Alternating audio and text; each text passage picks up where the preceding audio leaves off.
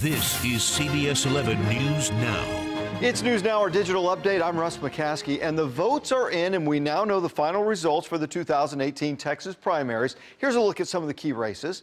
Governor Greg Abbott easily won the Republican race for governor, but he's going to have to wait a little bit longer to find out who his Democratic opponent will be in November. Former Dallas County Sheriff Lupe Valdez and Houston entrepreneur Andrew White will face off in the May runoff, since neither candidate was able to get 50% of the vote.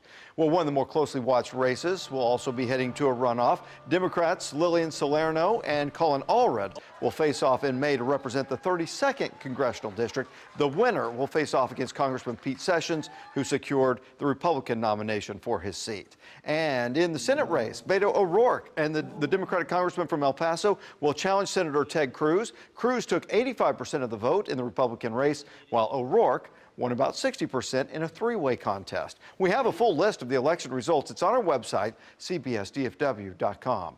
You know, DART is rolling out its new Say Something Safety and Security app. It's just one way that DART is trying to make transit safer.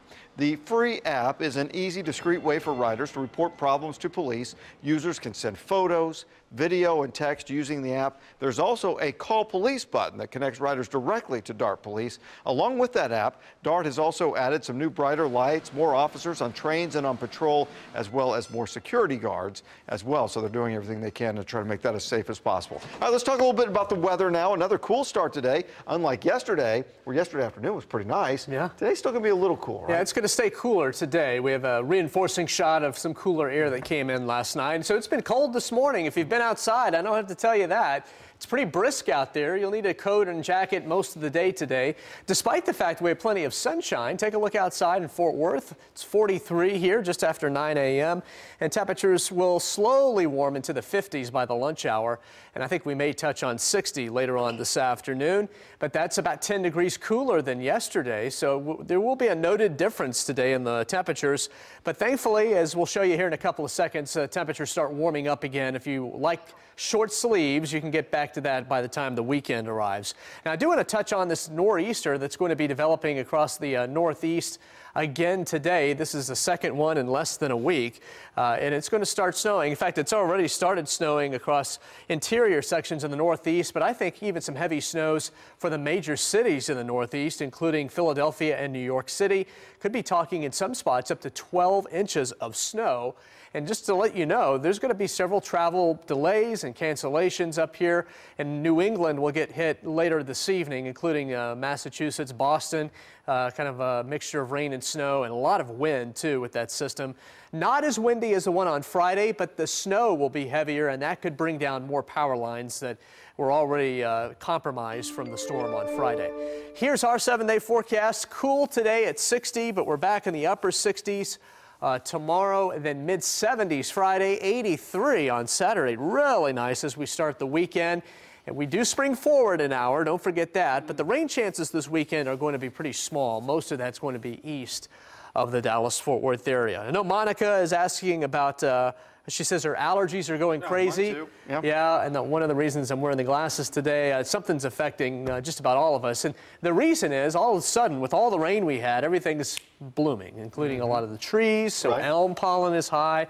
We're beginning what about that mountain cedar? Is that still an issue this time of year? Juniper and mountain cedar still an issue, especially when we get a south wind, which we don't have today. But once the south wind starts coming back in this weekend, we'll start seeing more of that in the air as well.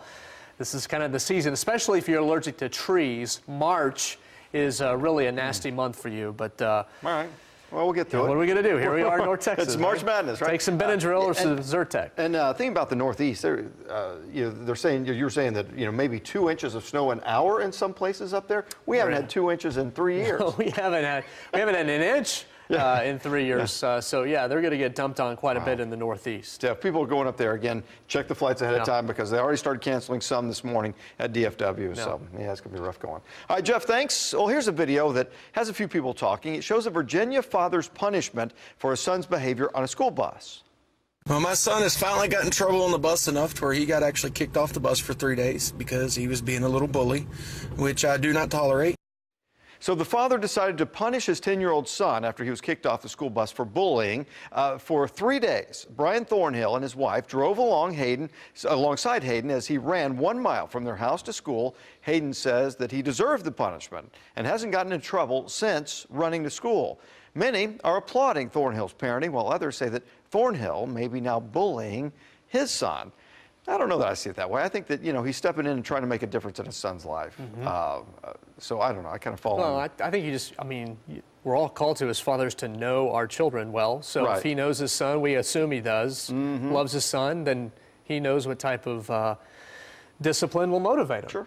And a not little bit gonna of work for exercise. everybody. A little bit of exercise for kids these days. Yeah. Not too much, but a little bit is not necessarily a bad thing. Not playing video games and things like that. So anyway, interesting conversation there about that. All right, that's going to do it for us this morning. Thanks for watching CBS 11, the ones for Texas. And for the latest updates, just head to cbsdfw.com. And we're going to have another Facebook Live News Now coming up right around the noon hour. So look for that then. Have a great day, everyone.